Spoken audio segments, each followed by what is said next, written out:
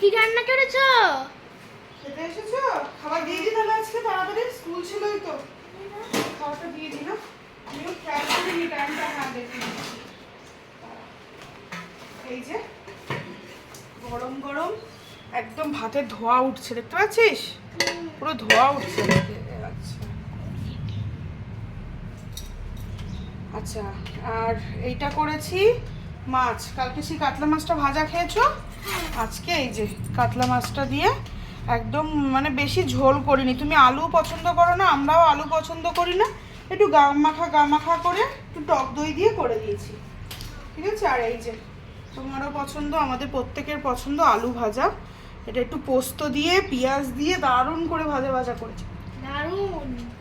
অনেকদিন খাওয়া হয় না। এই আর এই মাথা ভাজাটা রয়েছে, তুমি খেলে খাবে। খাবে? এই যে মাথা ভাজা, তুমি না খেলে তাহলে না। ব্যাস, ঠিক আছে।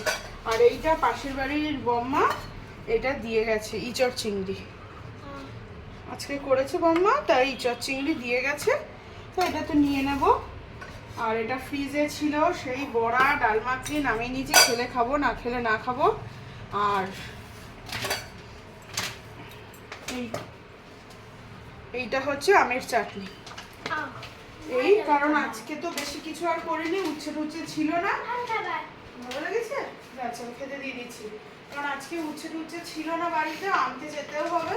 আর এখানে তুমি যদি পেঁয়াজ খাও তো খাবে, পেঁয়াজ লেবু লঙ্কা সব নিয়ে নিয়েছি বাটিতে। কাঁচা পেঁয়াজ যদি আমি খাবো, তুমি যদি খাও তো খাবে। আচ্ছা, খাবে।